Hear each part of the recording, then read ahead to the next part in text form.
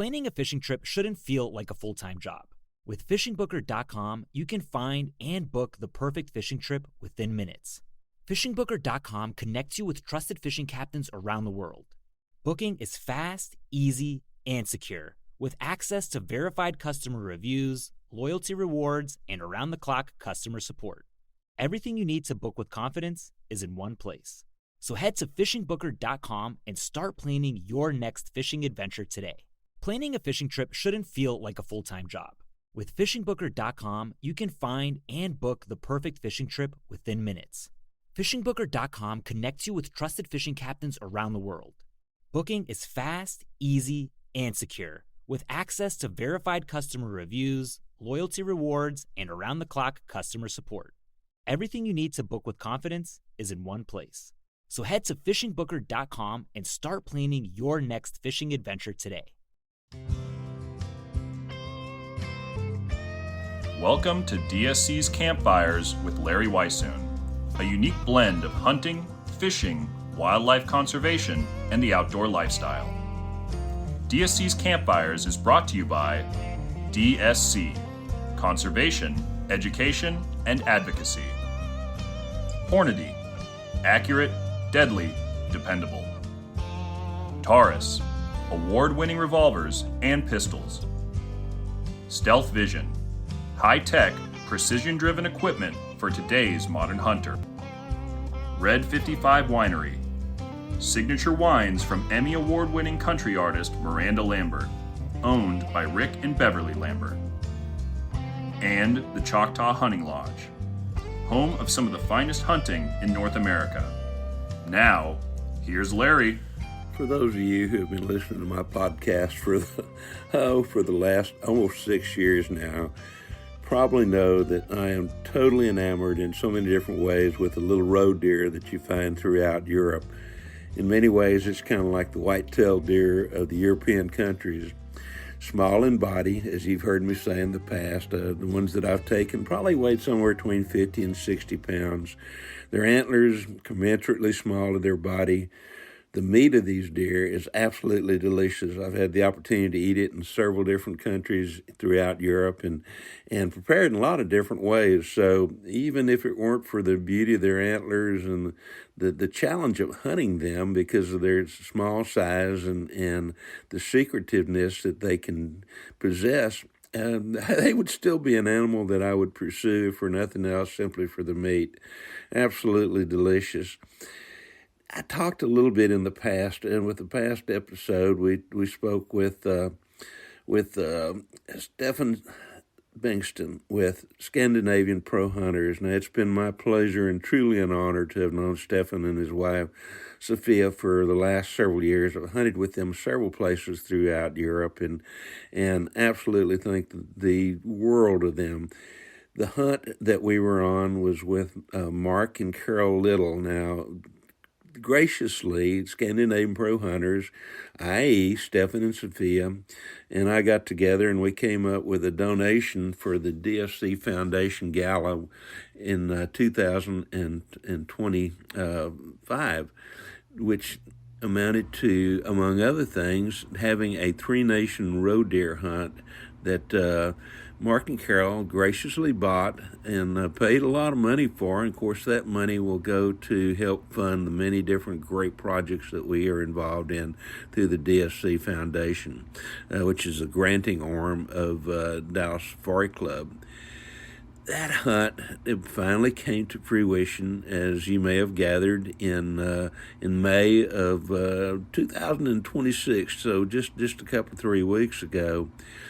I was so truly honored to be on that hunt and absolutely had a blast. Tell you a little bit about it. I want to come back some other time and I'll have Mark and Carol and tell you their adventures. So basically we'll kind of confine this to my adventures on roe deer, which started off by my flying from Austin to London to Copenhagen, and they're being picked up by Mark and Carol and Stefan and Sofia, and driving across the and underneath the waterway there that separates Denmark from Sweden, we ended up somewhere on the very southern tip of Sweden, as far south as you could go. There's a huge estate there that they manage, they being Scandinavian Pro Hunters through Stefan and Sofia, for birds, being that they do a lot of waterfowl, pheasant, and several other upland game species hunts there as well, but also have some unbelievably great roe deer hunting there on that estate as well too. We stayed in a hotel in town right on the water's edge, and were met with rain and cooler weather, which I certainly enjoyed the entire time we were there.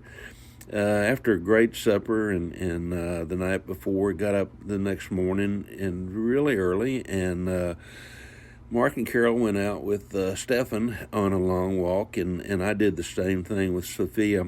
And I'll suffice it to say that Carol killed an absolutely great deer. I'll tell you a little bit more about it, or she can tell you a little bit more about it a little bit later on.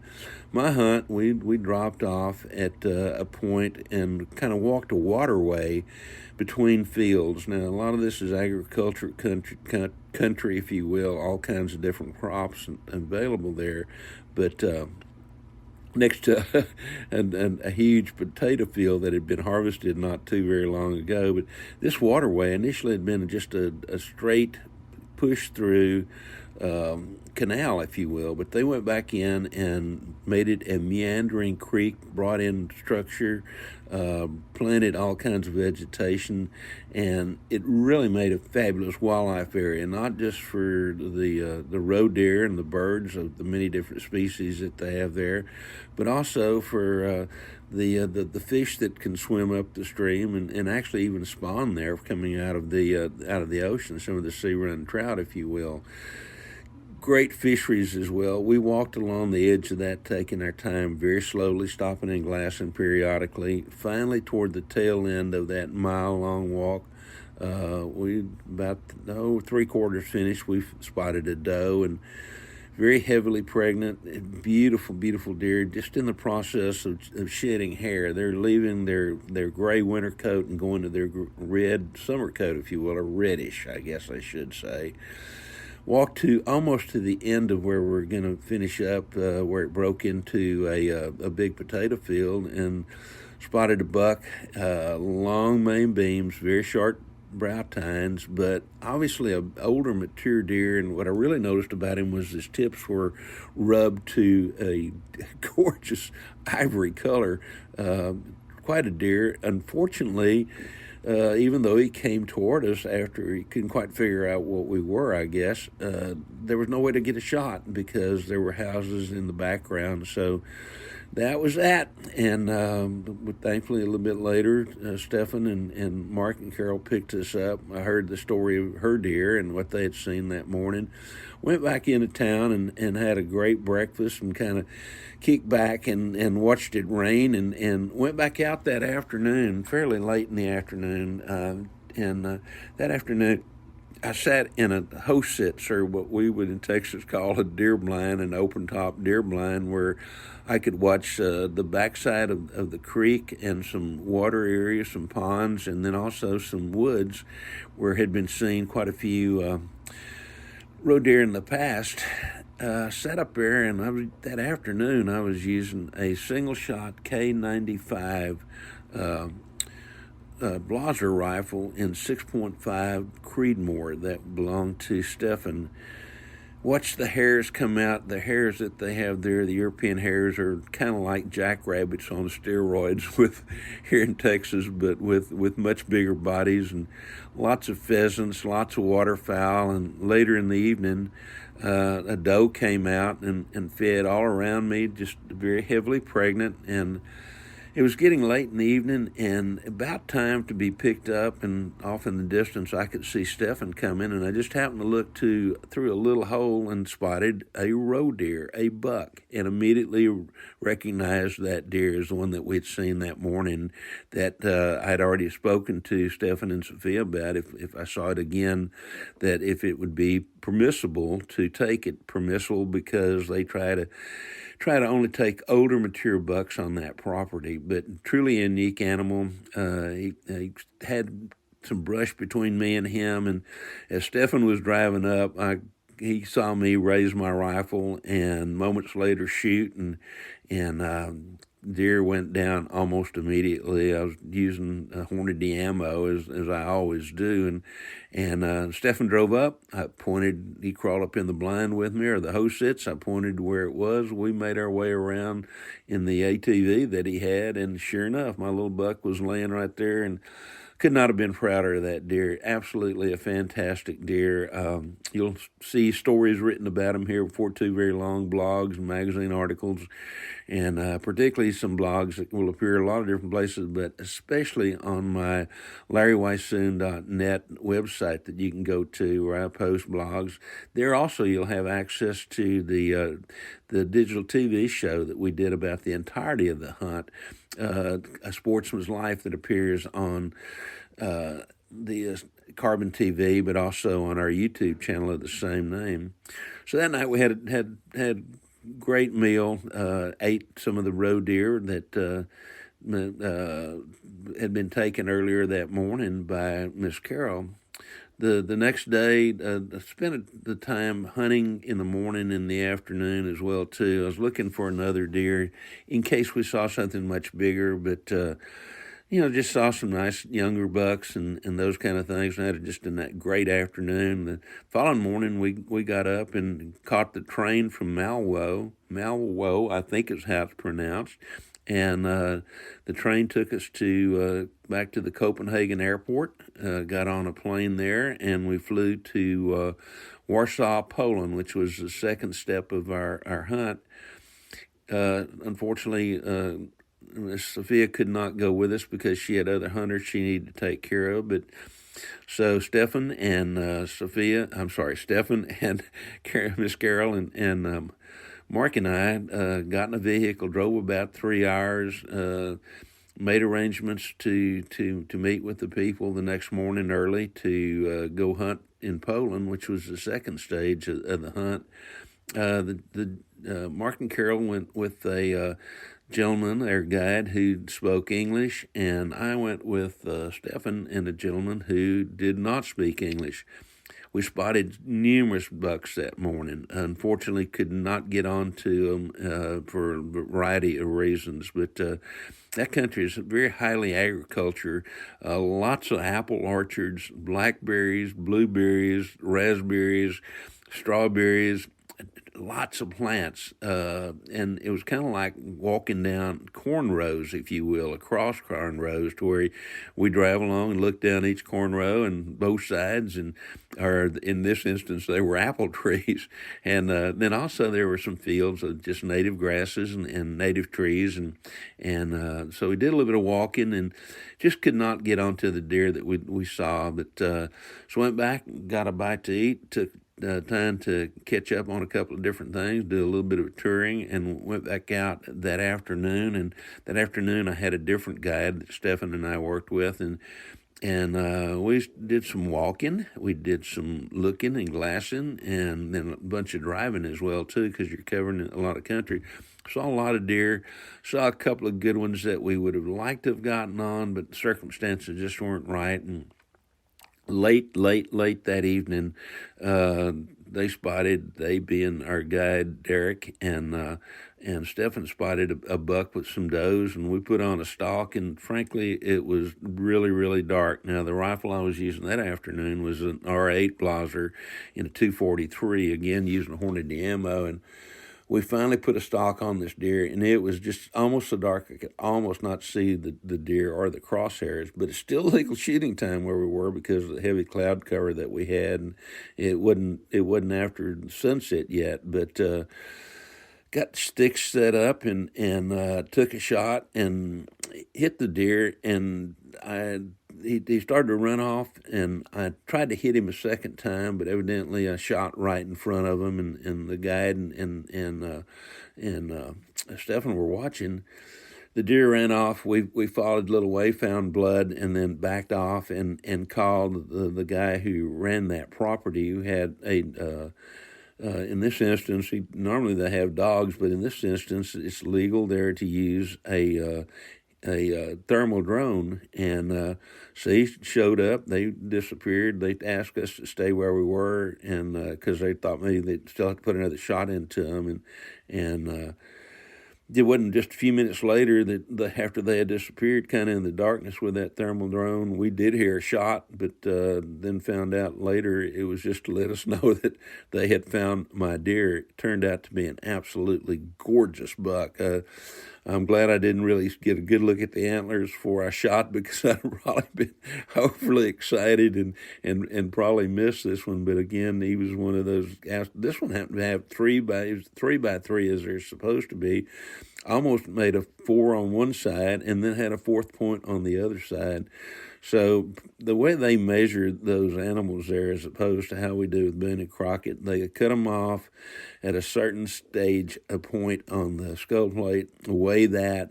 There's a beauty score that's added into it, a weight score. And so anyway, probably this thing would have probably scored as a silver medal, whatever that means. But to me, he was absolutely gold, if not platinum, as far as I was concerned, as far as the beauty of that animal is concerned.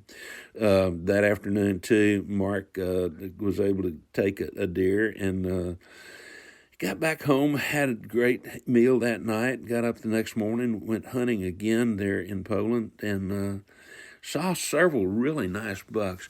I was looking for one that was every bit as good or better than the one that I had taken, and so I ended up passing up some deer, and also had some rain situations and that kind of thing. Went back to town and had breakfast and kicked back for a little bit, went to a gun shop and did some other touring, and that afternoon we went back out, and this time I was there with the manager of the property in Stefan and Glasson, and we had looked at a bunch of different bucks, and then finally drove to an area where the manager said, "Let's get out and walk here." He said, "There's some really nice bucks that I've seen at the kind of the backside of this. There's little spits of timber that run out." So we just started walking. Glasson found several nice bucks, and then off in the distance, we spotted a buck that I really liked, and I was hoping that they would like him too. And sure enough, he goes, and Stefan goes, "This is one we go after." We were able to stalk that buck by taking advantage of the cover of little trees here and there, and got within to about 125 yards. And that afternoon, I was using an R8 Blaser Hornady ammo in an 8x57 JS. Now, that was the first time I'd ever had an opportunity to hunt anything with that particular round. Stefan had been telling me about it and how much he really liked it for everything from from roe deer up to red stag and reindeer that they hunt. It's a very interesting cartridge, and one I want to get to know a little bit more about. I've been in touch with Neil Davies at Hornady, and he's provided me with some information, and somewhere down the way I will have an 8x57 JS, just because I think it's like a fantastic cartridge, if you will, like the 7x57. Shot that deer, and absolutely gorgeous buck. And he, too, had 3 points on one side and 4 on the other. And he told me later it was a silver medal as well, too. And again, I didn't care. He was just an absolutely gorgeous, gorgeous animal, to my way of thinking. That night, got up the next morning, and we drove to another airport. And from that airport, we flew from there to to Glasgow, Scotland, and got in a car and drove to an area not far from Inverness, not very far from Loch Ness, if you will. And I'd hunted that area not that far away from there, fished a river there in the past as well, too, when I was there hunting the mountain red stag. Great hunt we had done some years earlier with Stefan and Sofia as well, too.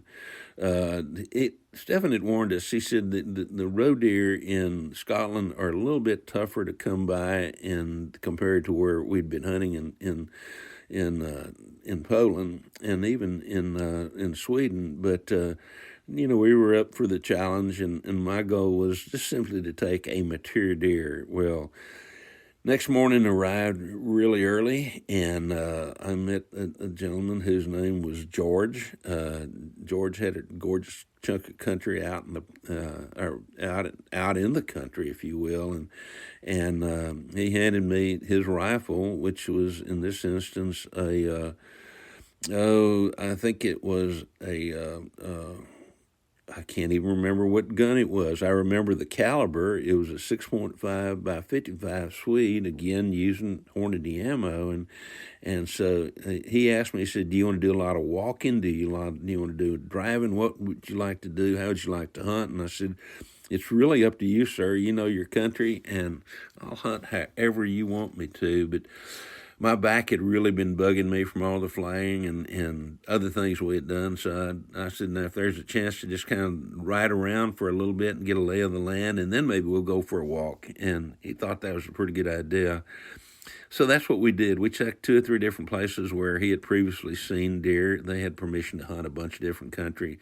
Again, all this was set up through Stefan and Sofia Bengtsson with the Scandinavian Pro Hunters and the research and all the work that they do going into these hunts, knowing that you're going to be hunting the best area that's possibly available. So George had access to a bunch of country, and he full-time guide as well, too, but so he had some ideas where he wanted to go. Absolutely gorgeous country, as I mentioned, rolling, green, broken by trees and agricultural crops, and we ended up on an area that you kind of is like sitting on the edge of a creek bottom, and in the bottoms were a lot of brush and kind of marshy areas, and along the tops of the ridges was gorse. Now, those of you who have no idea what gorse is a spiny plant that's found throughout much of England and Scotland, and I assume even Ireland. If I've not been there, but I assume it would be. But I was first introduced to it in England a bunch of years ago, hunting roe deer there with Mervyn Manningham Buller, not far from the Castle Corfe. The gorse is really aggravating. It's just a really spiny plant. But right now, it was the time we were there. It was covered with gorgeous yellow flowers. Very deceiving. You look at it and you go, "Oh my gosh, that's absolutely beautiful." And if you went over to touch it, I mean, you're going to get pricked one way or stuck one way or the other by the great number of little spines that it has. So, really pretty area that.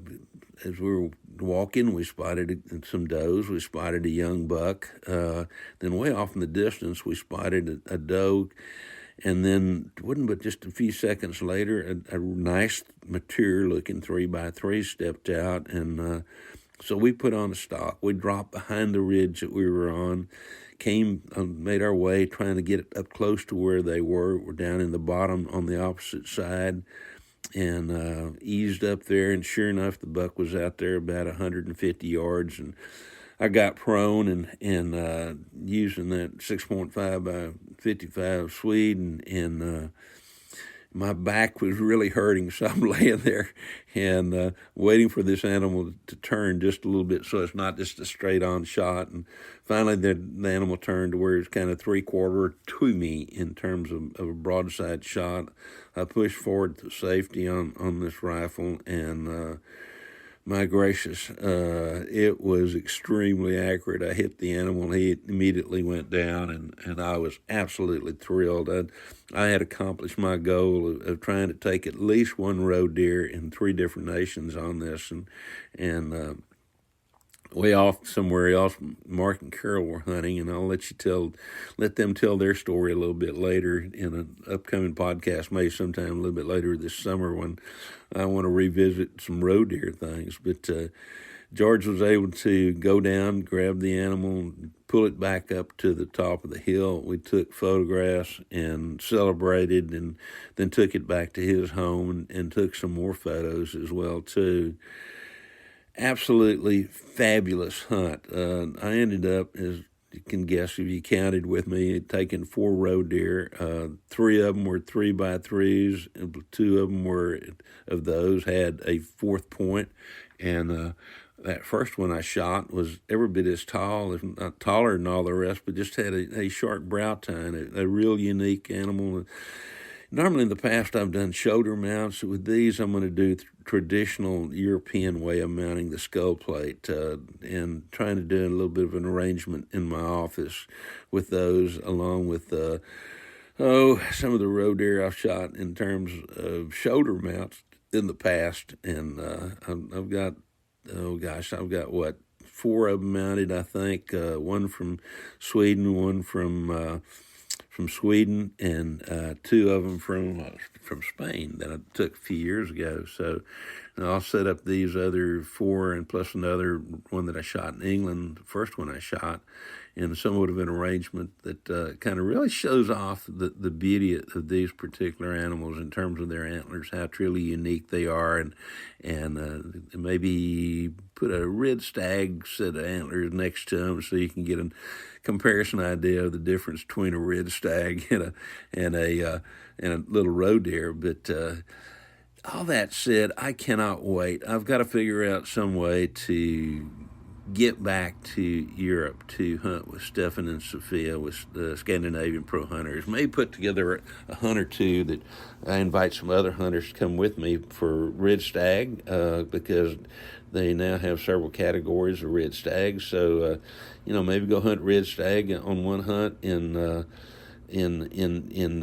maybe either England or Scotland or Poland, or maybe do a stag in all 3 of them, but then also go back and hunt roe deer in 3 different nations. Now, they've got access to properties all over Europe, Scandinavian Pro Hunters. So looking at some packages there as well, too. And if somebody likes to bird hunt, let me tell you, there's the fabulous bird hunting, both for pheasants, for upland game, and waterfowl in Europe. And a lot of those countries do not have bag limits, and they're just an unbelievable number of animals there in terms of birds and terrestrial animals. So, and also the fishing is quite phenomenal. I have not had an opportunity to fish there, something I hope to do in the future as well, too. And Stefan keeps teasing me with photographs of animals being taken by their hunters, but also of great fish that he and Sophia have been catching here as of late. If you'd like to learn more about Scandinavian Pro Hunters, I would ask you to please get in touch with me. You can do so by going to my Larry Weishuhn Facebook page. Sooner or later, we'll have a we'll have a email on my website as well, too, the LarryWeishuhn.net, and maybe by the time that this comes out, we'll have that set up as well, so you can get in touch with me there. But if you'll just simple Google Scandinavian Pro Hunters, it'll get you a pretty good idea as to what all they have available. There is no finer operation anywhere to be had in the world, as far as I'm concerned, nor better people to deal with. The food that they find to take you to places or prepare themselves is out of this world. The places you stay are generally anything from old castles to older hotels. When we were in England not very long ago, the hotel that we stayed in had been built in 1523. Now, the ones that we stayed in this time were probably going back to about the 17 and 1800s, the hotels. So, but they've also got some estates that you can stay at, and just all kinds of different things that they can set up. So many great things to see in terms of why you're there hunting, because as we were hunting roe deer, we were hunting primarily just early in the morning for a while. We were back to the hotel by at least 10 to have breakfast, go back out about 5 or 6 in the afternoon, because it stays dark, or doesn't get dark there until well after 9 o'clock in the evening. So there's a lot of things to do during the daytime, and so many sights to see. And it's a great place to take your wife or your significant other, however you look at it, and truly enjoy a great adventure, but in a land that has been habitated by humans as well as animals for much longer than, in terms of animals, much longer in terms of, or humans, I should say, much longer than what we have here. We think in terms of, in Texas, of anything that's, say, 200 to 300 years old being old. Well, they're they kind of laugh at us when we start talking about something that happened 300 years ago, because they're talking about things in Europe that happened 2,000 years ago or thereabouts. So great place to visit. Can't say enough about Scandinavian Pro Hunters. You can watch the some of my footage that I took from this hunt on the, as I mentioned, on our YouTube channel on Sportsman's Life. I think you might even be able to access that through my LarryWeishuhn.net website. And as I say, we'll have a bunch of blogs there about each of the countries and the deer, and maybe a bunch of photographs as well too, and a lot of things on that website. And then we'll try to add all that to and more to the Patreon website that I have, which is patreon.com /whitetail. So look forward to catching up with you. I will be in 2 different places before too very long after this is aired in July at the Texas Wildlife Association Convention in San Antonio, and you can learn more about that by going to texas-wildlife.org. And then I will especially be at the July 23rd, 24th, 25th, 26th DSC Summer Expo and our DSC Gala, our fundraiser, where interestingly there is another Scandinavian Pro Hunter hunting and fishing trip that's going to be up for auction there. And if you can't be there in person, you can go to onlinehuntingauctions.com, look under DSC Foundation Gala, and bid on it there. And that is a 501(c) organization, so it is a tax deductible in certain different ways, however your accountant looks at it or IRS looks at it. But great opportunity to spend time with Stefan and Sofia and support wildlife conservation. So if you want to learn more about the DSC Foundation, you can go to www.dscf.org, and of course more about DSC by going to biggame.org. That's biggame.org. Look forward to catching up with you here before too very long. Excuse me, we've got another great podcast coming your way next week, and working on some other things too, trying to bring you maybe an occasional video podcast as well too. So I've got that in the mill, working on that now. I've got a bunch of great guests coming up. I've got my old buddy Jim Zumbo headed this way before too very long. Rick Lambert, of course, Mike Arnold will be back with me before very long as well too. And I think maybe we've got a couple of guys talking about some great hunts that they've been on, and just, gosh, who knows what else. Got Luke Clayton coming back to tell about some of the stuff he and I have been involved in over the years. So please join us around the campfire here again next week. Thank you so very much for being with us. DSC's Campfires with Larry Weishuhn has also been brought to you by The Crown Bar in LaGrange, Texas, the Texas Wildlife Association, Double Nickel Taxidermy, and Burnham Brothers Game Calls.